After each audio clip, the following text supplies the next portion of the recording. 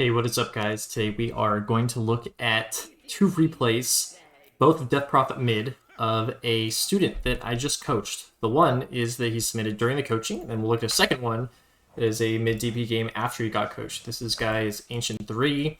He told me that he used to be Divine, but he didn't play mid, and he switched to maining mid, and so he's kind of learning it, and so he's Ancient 3 mid player basically.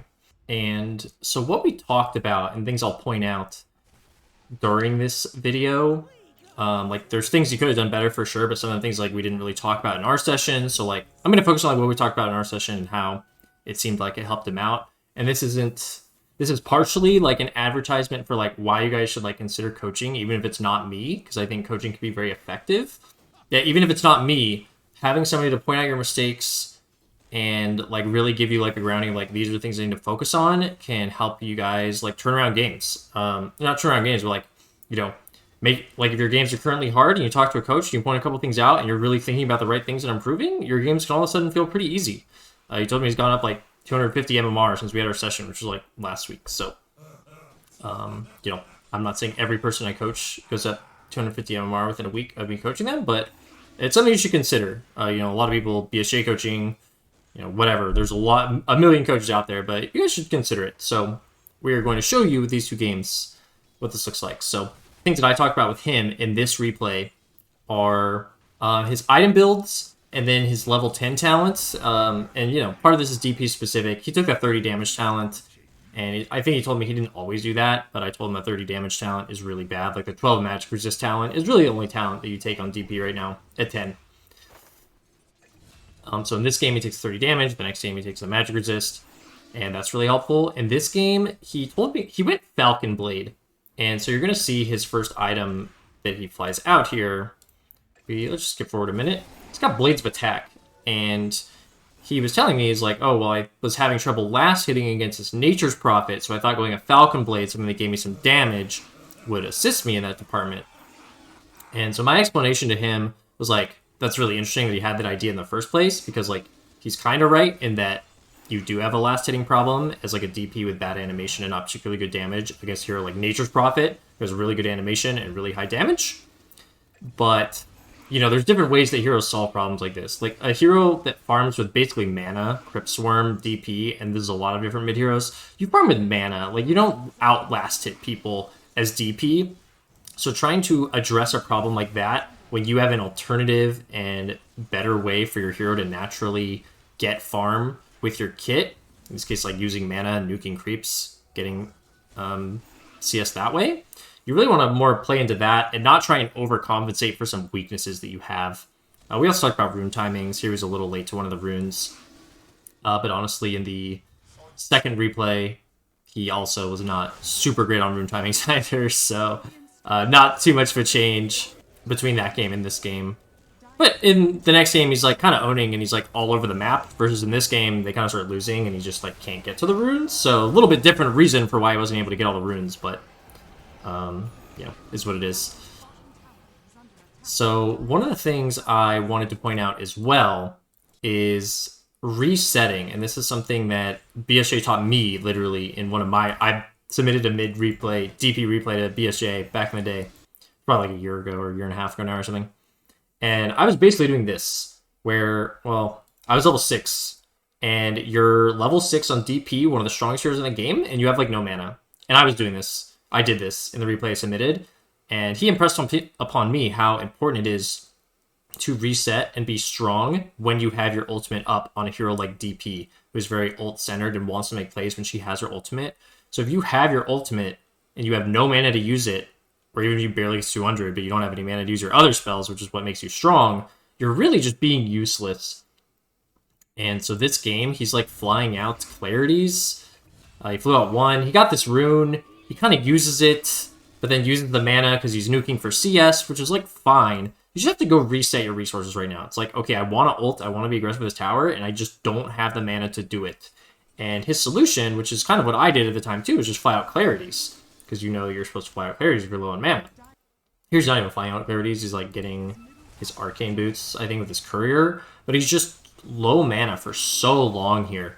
And in the next game, we'll see, he addresses this problem much better. He gets his arcane boots sooner, but he actually goes back to base at a certain timing. Whereas here, I think this game, he should have gone back to base somewhere within the last like 2 minutes-ish. Could have kind of been any time, just kill a wave, immediately walk back to base, fully reset, come back out, be ready to ulti and pressure the tower. In this game, he was just never in a position to ulti this tower. Like he can't, he's just out of mana. It just hurts, you know? So here, he sees the NP TP away, and he had his mana boots come up. He told me he's going base, and then he had clarities flying out, and then he saw the NP wasn't here. So he like stayed around on low mana, but he starts this push with literally no mana to use any other spells. And what happens here is there's kind of a crazy dive sequence that occurs where his ogre comes in, they dive the Visage, and then they dive this guy, which is kind of crazy.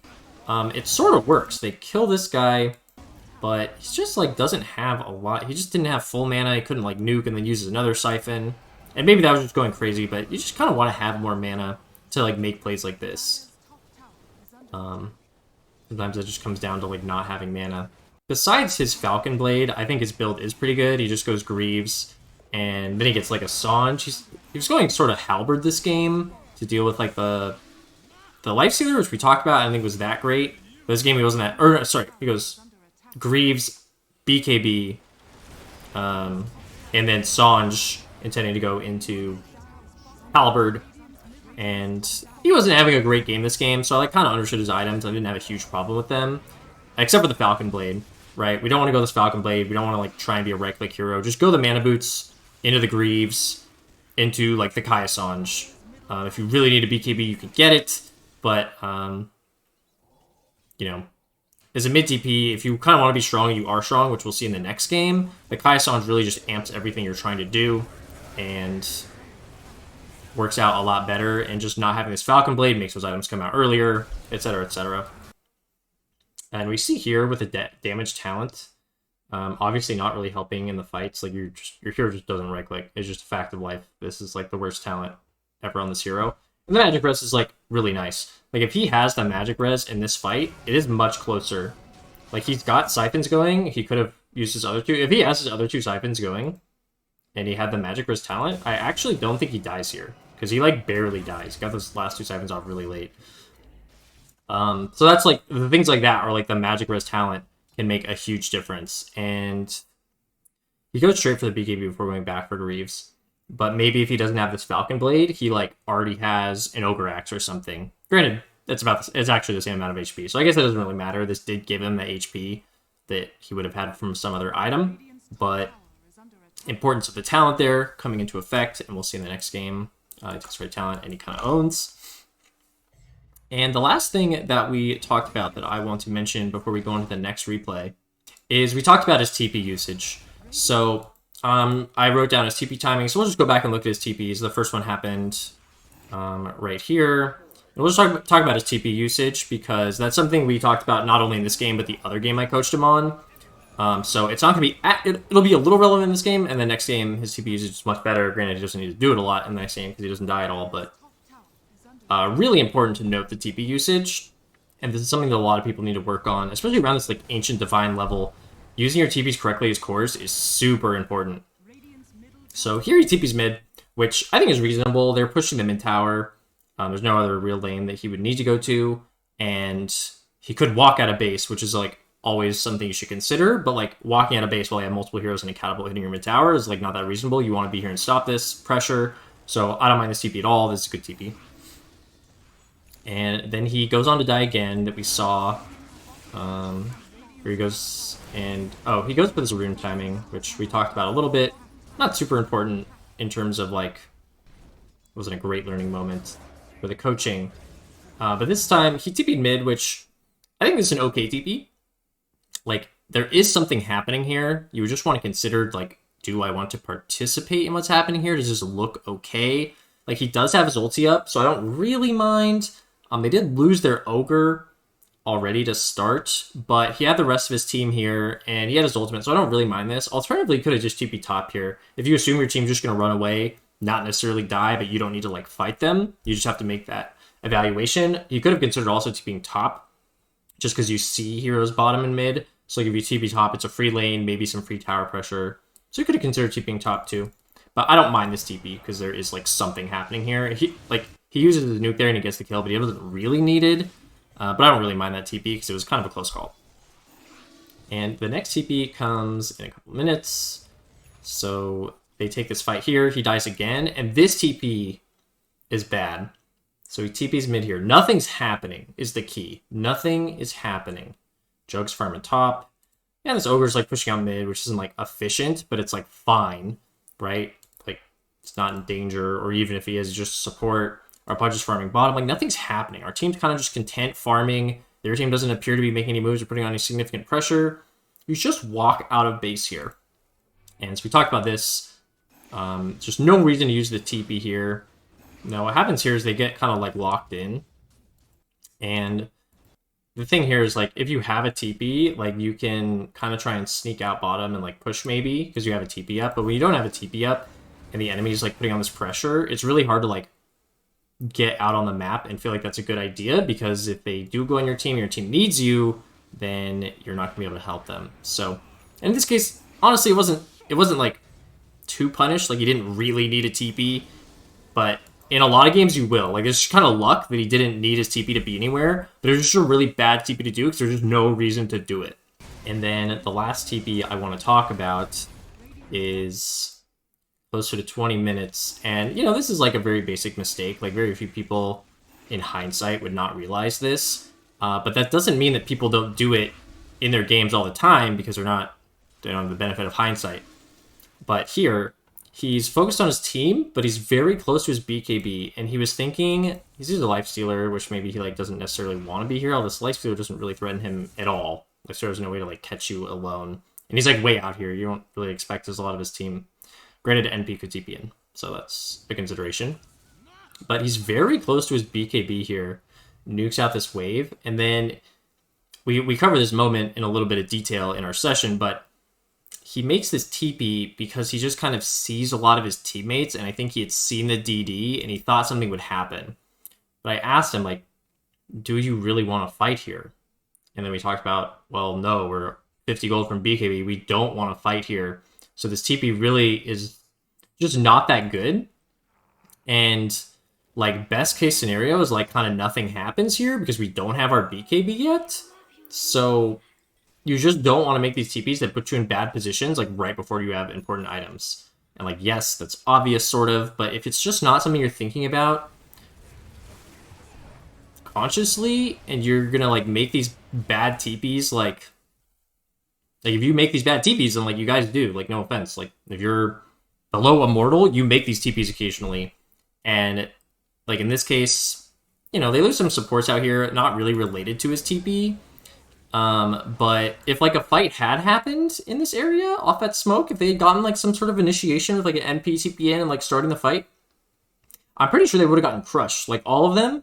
And he would have been like, he would have like basically had his BKB on the courier, but like not in his inventory yet. And it just would have been a really, really bad TP. Like, it could have been a really, really bad TP. I mean, it was a bad TP. It didn't get punished. And these sorts of things are really important. So those are the points I wanted to cover in this replay. They go on to lose because they go high ground with no Aegis and get caught out. And, like, he doesn't die, but his, like, 3 of his teammates die. And then the enemy gets Roshan and then they end the game. Which is another classic mistake, but, you know, not something that's going to be relevant in the next game. All right, so we're here in the next game, and in this game, he has a much better lane. He solo kills this Storm a couple times in lane. I'll just fast forward to a couple minutes in. Okay, he's already solo killed the Storm once. Almost does it again here. Notice he just skipped the Falcon Blade. Didn't really need it. You know, and like I said, this is something I don't think he always did, but making sure we're just rushing the items that we really want gives us like more solid timings. Buying a stick. Got to bought it before Arcanes against a hero like Storm, but it's also, if you're owning, you just rush Arcanes. And here, because he had his Arcanes so early, he wasn't quite in the situation as he was last game of like being no mana with his ulti up. And here he proactively threw out Arcane or Clarity, so he kind of did the same thing, but because his Arcane boots were so much earlier, then he was fine mana-wise. Like if you're sitting at half mana with an Arcane going, you don't need to go back to base, right? I wouldn't recommend going back to base here. But in the last game, or in any game where your arcanes are delayed and you don't have them and you're really low and you're level 6, and you're just like, oh, I have no mana. Gotta go back to base. So here, not really relevant, but notice how he did the same thing, but it worked here because his timing was better, whereas it wouldn't have worked in the other game. So this is something that low MMRs, and not even low, this is something that like ancient and below players will do a lot, where they do the same thing in 2 different games, and they might not understand like why it worked one game and why it worked the other. He's like, so last game, he's like, Arcane and some Clarities didn't really work out. This game, Arcane and Clarities is working out. Well, just because of the timing of the Arcanes. Like, you didn't actually completely run out of mana, right? You were able to make this basically aggressive play like you did last time. Not only is it earlier in the game, which is nice, but you're starting at 300 mana after popping your ult, not like 50. And it basically makes him very scary because he can use both of his abilities if anybody on the enemy team walks up to him, which they don't want to do. And so really nice use of the push here. Late to the rune, unfortunately. Walk towards the other one. Paying attention to the rune, which is nice. They got a kill off of it. And here, he's pressuring the mid tower while the enemy mid's not here. This guy was pretty good at like tower pressuring when it felt like he could, so that wasn't something we really talked about in the session, but like, I'm pointing it out because he did it well. And here he picks up the storm kill, which is really nice, but he's completely out of mana. And, you know, maybe before our coaching session, maybe he would have just flown out Clarities here. But he makes the walk back to base. Very high skill, not ironically. Like, good players go reset when they need to. And this TP, we'll talk about the TP right now since I'm remembering to talk about it, but he already took the mid tower. The mid tower already died, so he doesn't need to go back to his lane necessarily right away. And he's got an ally hero here chilling, can take the golden XP. And he's got his ultimate up, so he makes this TP to the bottom lane. He also sees something happening, so it can be relevant to get there quickly. So I like this TP. They don't kill the storm here, and granted this tower was really close to dying, but even if it wasn't, like, this would have been a good TP, a good heads-up play, proactively playing around his ultimate. Last thing I'll talk about, sort of in relation to the other game, although this game is just very different. And, you know, he's owning right now. I mean, he's 2-0-1 with good CS, but his Sven had a really hard lane. His Sven is way down here, so this isn't like necessarily a free game. All of these like plays he's making are relevant. This is not just like a stomp, right? He's having high impact on this game, which is going to make this game feel easy, even though his carry had a bad lane, right? Because if you're not doing well mid and you make poor decisions and you kind of have a game, and then your carry has a really hard game, like that game's going to be really hard. Whereas if you're making good decisions, even if your carry has a hard lane, the game can still feel pretty good. So the last thing I want to talk about is just kind of fighting on your timings, like item timings. Remember last game he like TP'd in before he had his BKB ready. This game he's just chilling, even though his ultimate's up. He's like kind of waiting for his Greaves to come. He's kind of aggressively running at this guy, but it is like that Centaur is kind of out of position, so that kind of makes it okay to me. He's got his Greaves coming out. He's playing kind of a little far up, but this is where the 12% magic resistance health is going to come in because we see Storm ganking him. We don't even have our Greaves yet, which is why I think he's maybe playing a little far up. But with the magic res talent, he's taking a bunch of damage here, and he's got the mech, which is nice. But like, how low did he get to before? Let's check this out. If we can do it without replay bugs, that would be sweet. So he gets down to 270 HP. So he got down to like 270 HP. So if he doesn't have this 12% magic resist talent, he basically almost dies. He took like probably a grand total of like, I mean, pretty much all the damage he's taken. He was at full HP, and pretty much all his damage, almost maybe like 2 or 3 right clicks, was magic damage. So he took about 1100, 1200 magic damage, and it's being resisted by 34. So it's like 9% extra. The 12% with the base 25%. It doesn't like add. It's not 37. It stacks for like reductively, so it's like 34. So he's 25 instead of 34%. Like he's really, really close to dying. Maybe he still doesn't. He's like really strong, but he's kind of like lucky with the neutral item. Like if he had a neutral item that didn't give HP, and then he didn't have the magic resist talent, like I think he just dies there. Like I don't think he gets mech off, and then these siphons. But with the magic resist talent, just you know, making sure we're doing it correctly. You know, picking the good talents, like he lives, and it's like, and you're like, wow, that like it was close, but like you didn't die, which is huge when you're top net worth on your team. So really important talent adjustment there. And maybe he would have had it even without our coaching session, but these things still matter, right? We just talked about it, so it's obviously on his mind that he wants to take this 12% magic resist talent. And the last thing I'll talk about from this game, just to skip ahead a bit, and just to keep it, somewhat tied with what we were talking about in the last game that we just looked at, was this is going to be a decision that he didn't really have to make in the first game, but that I want to talk about. I think he's going to end up watching this video. Is it's going to be another resetting your resources here, kind of more in the mid game versus the early game. So what happens here is they take this tier 2. He didn't have Exo for that, but they have this penalty. They took the tier 2, and they're kind of threatening high ground. They get a really nice stun into Silence in the Storm. The Spectre dies, and this is the end result, where the Sven ulti is almost over. He really does not have mana to use Exorcism. Yes, they are all 5 alive. Yes, they are 3 dead. But this situation, to me, is not a we should push situation. You just have to recognize we're too low. Their respawn timers are not that long. We're really not, and especially it's really early, right? We're not going to get meaningful damage on this 2500 HP, 16 armor, plus reduced damage. Heroes do less damage to it, right? We're not going to do a lot of damage to this tower. I mean, maybe you could say you could wand and then Exo in 10, but at that point, the Centaur's going to be up in 20, the Storm's going to be up in 30. Your team's still low, your Greaves isn't up soon. So, hope you get what I'm saying.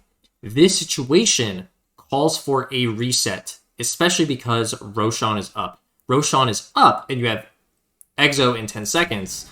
I'll just show you what happens here. They kind of hang around, a glyph comes out. I guess you could have waited and forced the glyph. I don't really think it's that important, especially at low Mars. He just kind of chills in his jungle, uses his Greaves when his back off cooldown, and now they're farming the jungle, but this is just kind of the lack of cohesiveness that you'll see in these lower level games, where Roshan was not at the top of their mind and resetting their resources so they could be ready for the next objective that they want to pressure was not at the top of their minds, and as a result, they're just not quite ready to do anything. Even though they won the fight, yes, they have farmed backwards, which is nice, but wouldn't it be nicer if they were just around 5-man around the Roche Pit with a ward up with Exo, and the Sven has his ulti back up in 3 seconds? We could be doing that right now if we had reset, and these are the types of decisions to TP base right from the out front of the enemy base, right? When you have half health and 10% of your mana. TP base, completely reset, be super strong, and then go to the next objective on the map, which is Roshan. So not something that really came up in his first game at all, but just wanted to mention it here because it's a good example of another good TP usage and resetting of resources here in the mid game. So hope you guys thought that was interesting. I really do think that a lot of people would benefit from coaching if you never tried it before. Again, this is not necessarily a shout out for me specifically. I'm happy to offer it to people who like my teaching style. I don't charge a lot of money compared to some of the high profile guys. Check the link in the description if you want to join my Discord and kind of see. But I do think coaching is really effective. I'm really happy for the student who, went on to go 10-0 and 10 this game, and he felt really good about it and wanted to let me know that the coaching helped him, and he kind of popped off in a game very similar DP mid that we just talked about in a replay. So wanted to share that with you guys. Let me know if you have any thoughts or questions. Otherwise, I will catch you in the next one.